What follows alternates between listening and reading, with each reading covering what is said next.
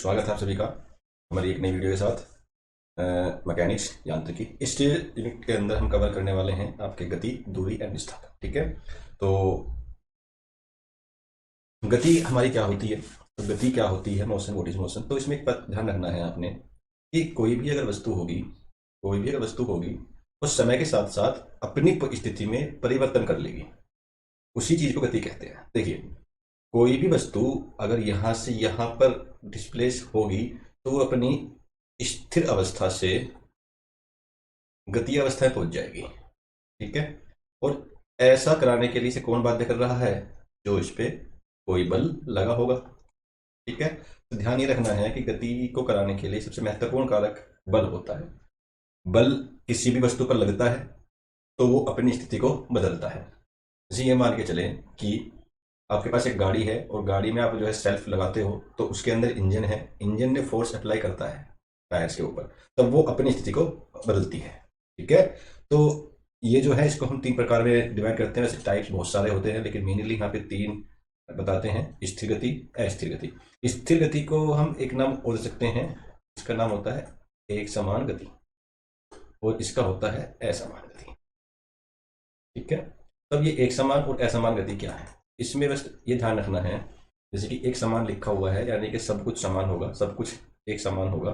तो जैसे समान दूरी तय करेगी, इसमें समान समय में, समान समय में समान दूरी तय होगी, तब वो गति वस्तु की एक समान गति या स्थिर गति या यूनिफॉर्म मोशन कहलाएगी। उसी प्रकार असमान यानी अ मतलब कुछ ना कुछ तो दूसरा होगा। जैसे कि इसमें बोल सकते हैं कि असमान दूरी समान समय में। ठीक है, इस प्रकार की दूरी को हम असमान दूरी या नॉन यूनिफॉर्म मोशन कहते हैं।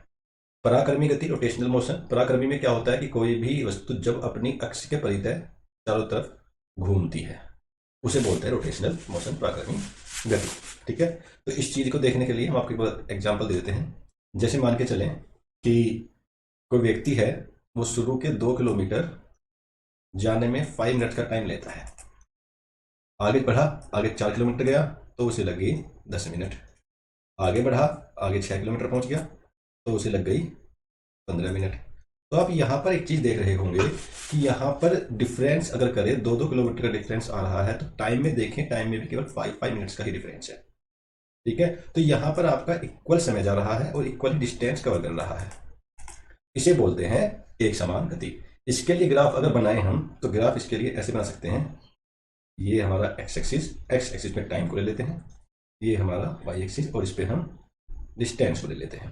तो मान के चले कि ये 0 से स्टार्ट करता है, 2 सेकंड, 4 सेकंड या 6, और यहाँ पे इधर हम ले लो, पोजीशन ले लो, इधर यहाँ पे टाइम ले लो। ठीक है, 5 मिनट्स, 10 मिनट्स, 3 मिनट्स। तो उसको अगर लाइन ड्रॉ करें हम इसमें, तो लाइन ड्रॉ ये होगी कि शुरू के 2 सेकंड में 5, शुरू के 2 किलोमीटर 5 मिनट में चला, इसका जो एक पॉइंट आएगा वो पॉइंट यहाँ आएगा, ऐसे इसका यहाँ आएगा, ऐसे इसका यहाँ आएगा। तो पॉइंट से पॉइंट को मिला दोगे तो ये एक स्ट्रेट लाइन शो करेगा। ठीक है, तो कोई भी ग्राफ जिसमें स्ट्रेट लाइन शो होती हो, सीधी रेखा मिलती हो, तो उसको हम यूनिफॉर्म मोशन कहते हैं। ठीक है, उसी प्रकार दूसरी बात करें हम, स्थिर एक समान गति की बात करें, तो इसमें देख सकते हैं आप कि मान लो एक व्यक्ति बी है। ठीक है, उस शुरू के 2 किलोमीटर 5 मिनट्स में जाता है, अगले 6 किलोमीटर जाता है और समय ले लेता है 5 मिनट्स या 10 मिनट्स, और अगले 8 किलोमीटर जाने में समय लेता है 10 मिनट। तो यहाँ पर आप देख रहे होंगे कुछ भी इक्वल नहीं है। ठीक है, इस प्रकार की गति को हम असमान गति कहते हैं। और इस टाइप का जो ग्राफ है वो ग्राफ कुछ भी ऐसे आ सकता है, इस टाइप के कर्व के रूप में आ सकता है। ठीक है, ध्यान रखना है। ग्राफ आ जाते हैं, ये देखो आ गया। जैसे कि ये पैराबोला है, ये कहाँ बनेगा? परवलयाकार जो होता है, परवलयाकार, ये आपका बनेगा नॉन यूनिफॉर्म मोशन यानी कि असमान गति में। और यहाँ पे डायरेक्ट सीधी लाइन आई है एकदम, तो ये आपका बनता है एक समान गति में। यहां देखो कुछ नहीं है, एकदम फ्लैट लाइन आ रही है, इसका मतलब यहां गति हुई ही नहीं है। ठीक है, अगर बात करें दूरी की तो सबसे बेसिक कंसेप्ट है दूरी कि भैया दूरी क्या होती है, सब बता देते कि दूरी ये है वो है ये है, लेकिन कुछ खास बातें हैं इसके अंदर। एक्चुअल में दूरी क्या है, आप कुल लंबाई यानी कि कुल लंबाई जो वस्तु अपने पथ पर चलती है, जैसे कि आप मान के चलें कि यहां से ले लें कि मुझे भाई मेरठ से लखनऊ जाना है, ठीक है, मेरठ से लखनऊ जाना है, तो लगभग लगभग डिस्टेंस मेजर कर रखी है कि 350-400 किलोमीटर के आसपास है।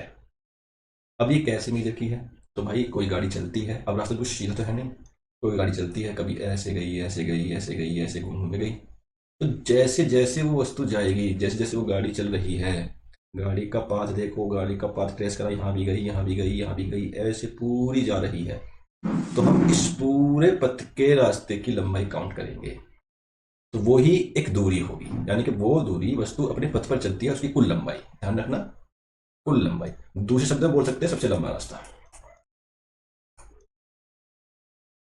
सबसे लंबा रास्ता दूरी होती है, ठीक है।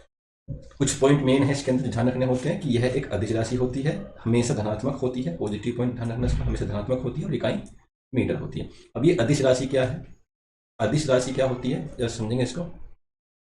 राशि दो प्रकार की होती है हमारे पास, जो राशियां होती हैं वो दो प्रकार की होती है, एक होती है अदिश और एक होती है सदिश, ठीक है, तो इसमें ध्यान ही रखना है।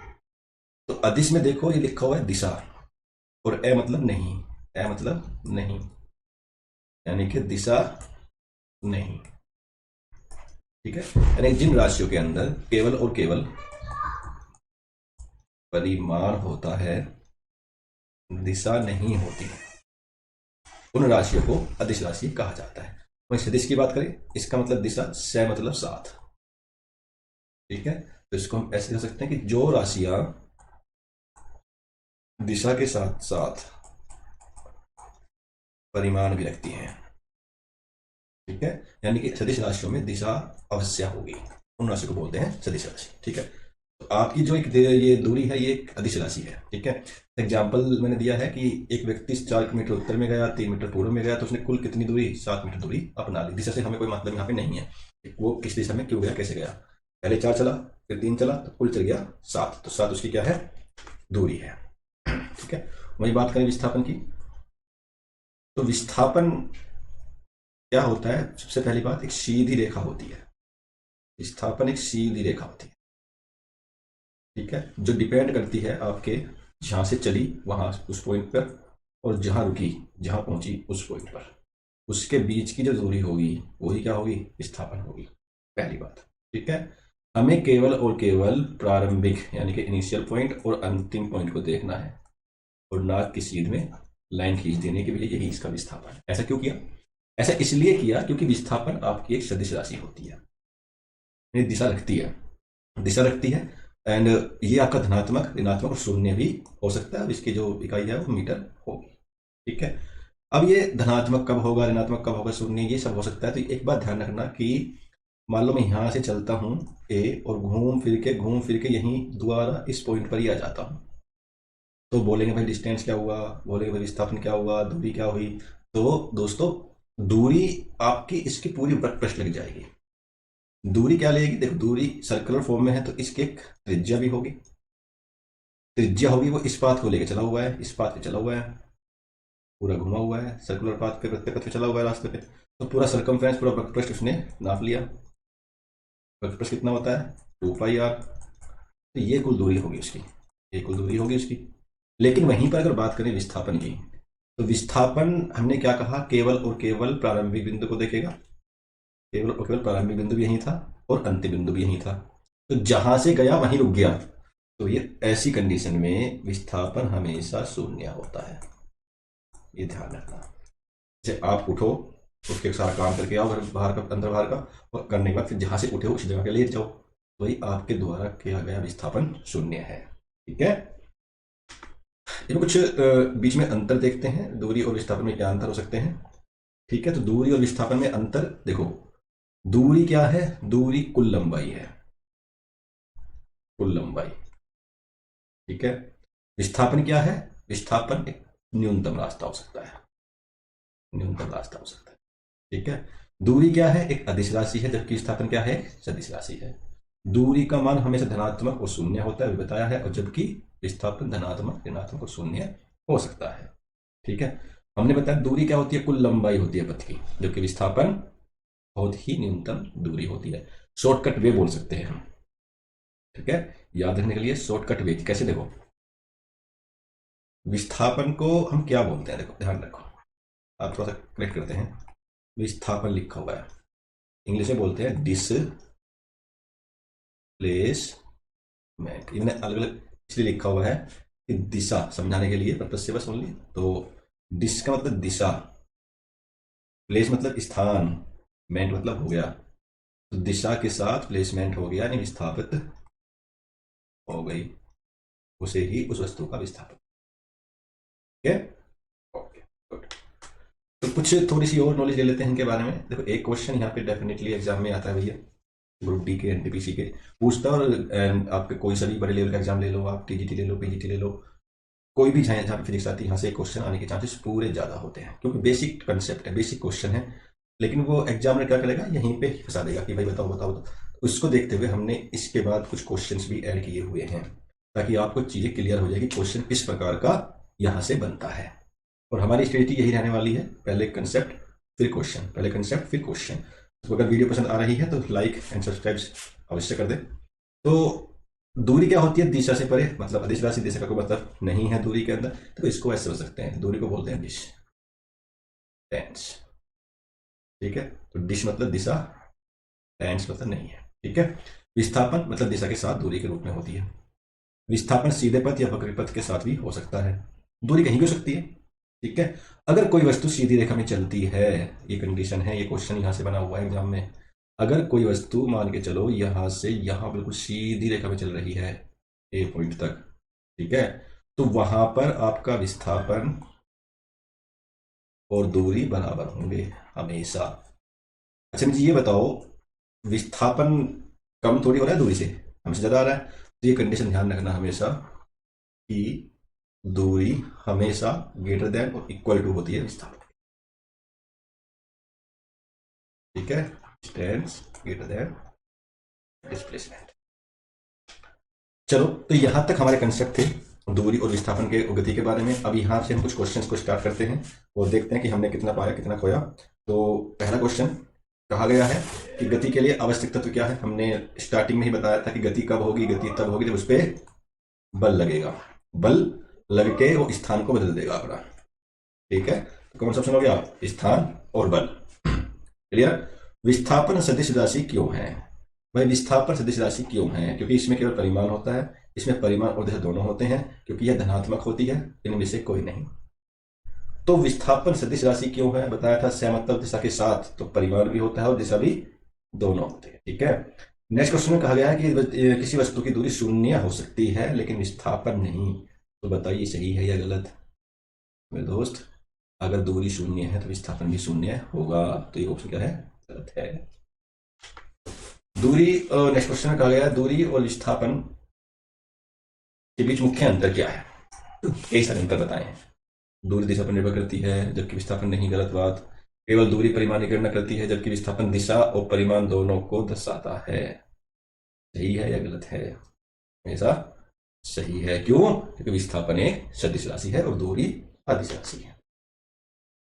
यदि एक गोलाकार, यदि वस्तु गोलाकार मार्ग पर चलती है तो प्रारंभिक बिंदु पर वापस आती है। मैंने कहा था यहां से चली घूम करके यहीं आ गई, जहां से आप सोकर उठे थे रात को वहीं जाकर सो गए, तो विस्थापन आपका शून्य हो जाएगा। ठीक है, नेक्स्ट क्वेश्चन, विस्थापन एक भौतिक राशि है, कैसी है, स्केलर है, वेक्टर है, सदिश है या अदिश है। तो यही बताया सदिश है। ये क्वेश्चन देखिए, इसमें कहा गया कि एक व्यक्ति 4 किलोमीटर उत्तर और 3 किलोमीटर पश्चिम जाता है तो उसका कुल विस्थापन कितना होगा। तो भाई ऐसे बना लो, ये बना लियो तुरंत, ये नॉर्थ है, ये साउथ है, ये ईस्ट है, ये वेस्ट है। ठीक है, तो इसमें क्या है कि 4 किलोमीटर उत्तर गया, ये ठीक है चले गए हम, 4 4 ऐसे चले गए जी हम, तो हाँ 4 किलोमीटर चले गए। 3 किलोमीटर पश्चिम गया, पश्चिम किधर है, पश्चिम यहाँ से गया ना, और फिर 3 किलोमीटर पश्चिम गया, तो विस्थापन क्या होगा, तो विस्थापन मेरे दोस्त इसमें क्या होगा, प्रारंभिक बिंदु और अंतिम बिंदु के बीच की दूरी। तो ये एक पाइथागोरस थ्योरम बन गया है ना, समकोण त्रिभुज बन रहा है। और 3, 4 आपके 3 ट्रिपलेट भी होते हैं, तो आंसर तो 5 होगा इसका। ठीक है, तो कैसे निकालते हैं, हमें कर्ण निकालना है। तो कर्ण क्या मिलेगा, कर्ण is equal to under root लंब का स्क्वायर प्लस आधार का स्क्वायर। ठीक है, तो लंब कितना है, 4 का स्क्वायर 16, 3 का स्क्वायर 9, अंडर रूट क्या बन जाएगा 25 का अंडर रूट 5 किलोमीटर। ठीक है, चलिए नेक्स्ट क्वेश्चन पे जरा, दूरी और विस्थापन के लिए इनमें से कौन सा सही है। दूरी कभी भी शून्य नहीं हो सकती, विस्थापन कभी भी दूरी से अधिक नहीं हो सकता, विस्थापन हमेशा दूरी के बराबर होता है, विस्थापन केवल एक अदिश राशि है। तो ये तो बिल्कुल गलत है, हमेशा बिल्कुल नहीं होने का, कभी शून्य नहीं हो सकती, तो विस्थापन कभी भी दूरी से अधिक नहीं हो सकता। नेक्स्ट क्वेश्चन में कहा गया है कि कोई वस्तु सीधी रेखा में चलती है तो उसकी दूरी विस्थापन, अभी बताया था, सीधी रेखा में चलती है तो दोनों राइट समान होंगे। ठीक है, नेक्स्ट क्वेश्चन में बोला गया है इसी स्थिति में दूरी और विस्थापन समान कब होंगे, जब सीधी रेखा में चलेंगे। क्वेश्चन नंबर 8, एक वस्तु 10 मीटर उत्तर जाती है, 10 मीटर उत्तर गई, यहां से चली उत्तर इधर 10 मीटर गई, ठीक है, फिर 10 मीटर दक्षिण जाती है तो वापस साउथ में जाएगी, तो दक्षिण जाती है वापसी में, तो 10 मीटर वापसी आ गई, जहां से गई थी वहीं आ गई, तो कुल विस्थापन, जहां से गई थी वहीं लौट के आ गई, तो कुल विस्थापन विस्थापन कैसा इकाई, सेकंड, मीटर, किलोमीटर, जूल, क्या होती है, मीटर होती है। इसमें कहा गया है एक व्यक्ति 5 किलोमीटर पूर्व जाता है, आपकी बात 5 किलोमीटर पूर्व गया, यहाँ व्यक्ति है, ऐसे चला गया 5 किलोमीटर, गुड, फिर उत्तर जाता है, फिर उत्तर घूम गया, गुड, तो विस्थापन अंतिम बिंदु प्रारंभिक बिंदु दोनों के बीच की दूरी, तो क्या बन जाएगा, ये बन जाएगा लंब का स्क्वायर 25, कर्ण का स्क्वायर 25, 25 25 50 हो सकता है, तो यानी इसको हम लगा सकते हैं, ये इसको ऐसे कर सकते हैं under root 5 square plus under root ये 5 स्क्वायर, तो 2 हो जाएगा, तो 5 बाहर अंडर रूट 2, इसमें नहीं है ऑप्शन कोई, इसमें लिख लो यहाँ पे 5 अंडर रूट 2। ठीक है, दूरी और विस्थापन में क्या समानता है बताइए, दोनों के पास दिशा होती है, गलत, बहुत गलत बात है, एक के पास होती है, एक के पास नहीं होती है, दोनों हमेशा समान होते हैं, गलत, हमेशा समान नहीं होंगे, दोनों की इकाई मीटर है, वेरी नाइस, दोनों की इकाई मीटर है, भौतिक राशि नहीं है, गलत। ठीक है, किसी वस्तु का विस्थापन शून्य कब होगा, जब, कब होगा, जब वह एक स्थान से चलकर वापस वहीं लौट आए, या जब वह सीधी रेखा में चले, या जब वह वक्र पर चले, जब वह गोलाकार पथ पर चले। देखो गोलाकार पथ पर चल सकता है, लेकिन कहाँ रुकना है ये नहीं बताया। ठीक है, तो जब वह एक स्थान से चलकर वापस वहीं लौट आए तब विस्थापन शून्य होगा। दूरी बार विस्थापन कब होगा, जब वो सीधी रेखा में गति करेगा। दूरी की परिभाषा क्या है, मैंने कहा था कुल लंबाई, तो वस्तु द्वारा तय की गई पथ की कुल लंबाई, ये क्या है, ये आपका विस्थापन है। एक देखो क्वेश्चन बहुत अच्छा क्वेश्चन आया, एक व्यक्ति 6 किलोमीटर दक्षिण और 8 किलोमीटर पश्चिम जाता है, विस्थापन ज्ञात करो। तो ये क्वेश्चन आप होमवर्क करना भाई, अपना करके भेजना दोस्तों क्लास नोट्स टाइप के, ठीक है, कमेंट में जरूर लिखना कि क्या आंसर आया इसका।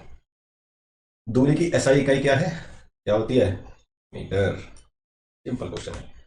क्वेश्चन नंबर 17 में ये कहा गया है विस्थापन हमेशा सदिश के साथ होता है, इसे क्या कहते हैं, दिशा जिसमें होगी उसे क्या बोलेंगे भाई, इसे बोलेंगे सदिश राशि दिशा के साथ। क्वेश्चन नंबर 18, किसी वस्तु का विस्थापन हमेशा दूरी से अधिक होता है, दूरी से कम होता है, दूरी के बराबर उससे कम होता है, दूरी के बराबर उससे अधिक होता है। तो मैंने शुरुआत में आपको लिखवाया था कि भैया distance always greater than and equal to displacement, हमेशा दूरी विस्थापन से बड़ी या बराबर होगी, तो कौन सा ऑप्शन है, तो उल्टा करो उसको, तो विस्थापन हमेशा दूरी के बराबर या उससे कम होगा।